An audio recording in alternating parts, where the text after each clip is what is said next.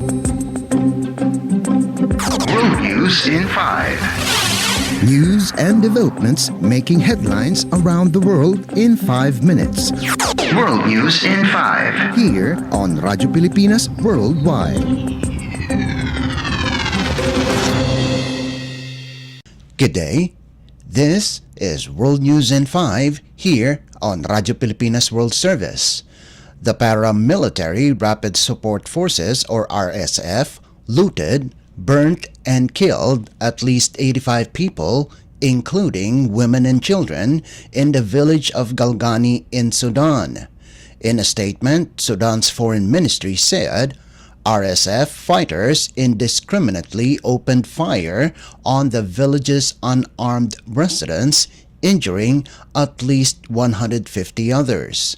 Since the war between the RSF and Sudan's army started in April last year, the paramilitary has been accused of abduction, rape on women and girls, and massacres throughout the country.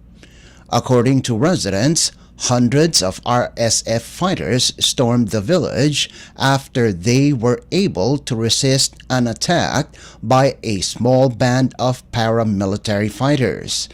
The United States has led efforts to continue peace talks but were boycotted by Sudan's military. The meeting in Geneva, Switzerland was attended by top diplomats from Saudi Arabia, Egypt, the United Arab Emirates, the African Union, and the United Nations. The RSF had sent a delegation but did not attend the meetings. According to the International Organization for Migration, since the fighting began, over 10.7 million people have been displaced, while more than 2 million have fled the country.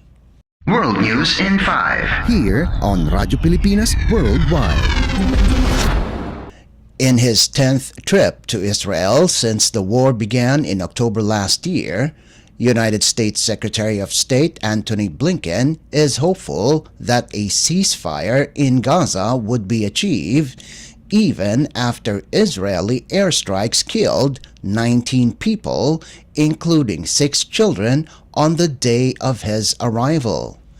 In recent days, the U.S., Qatar, and Egypt have escalated its efforts for a halt on the Israel-Hamas conflict, including the release of hostages held in Gaza.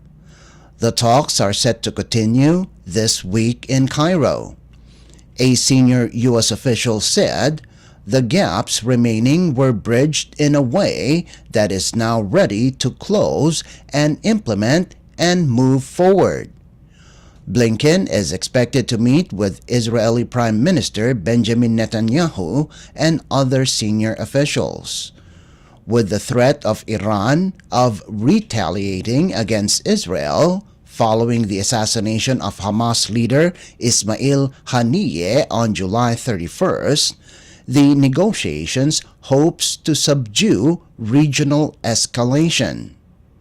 Meanwhile, in a joint statement, foreign ministers of the United Kingdom, France, Germany, and Italy have expressed their support for the talks and urged all sides to refrain any actions to escalate the tensions.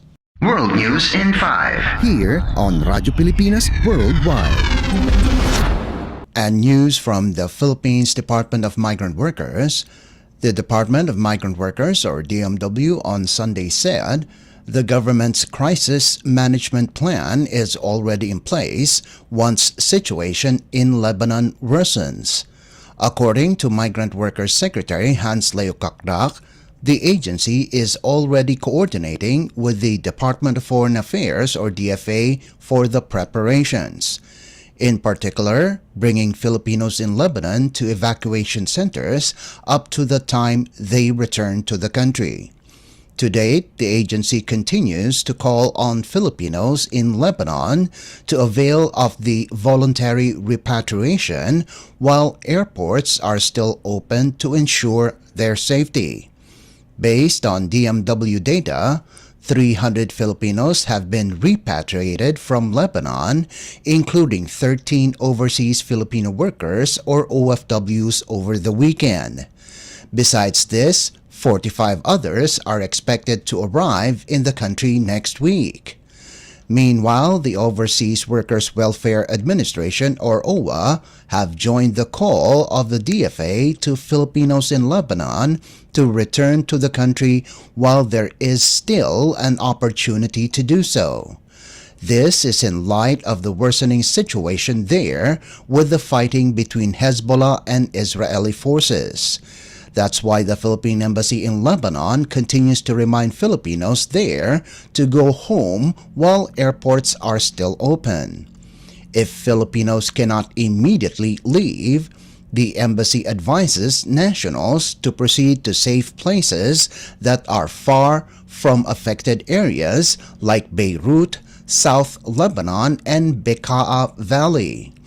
For those in need of assistance, there is a form at the official Facebook page of the Philippine Embassy in Lebanon, OWA, and DFA.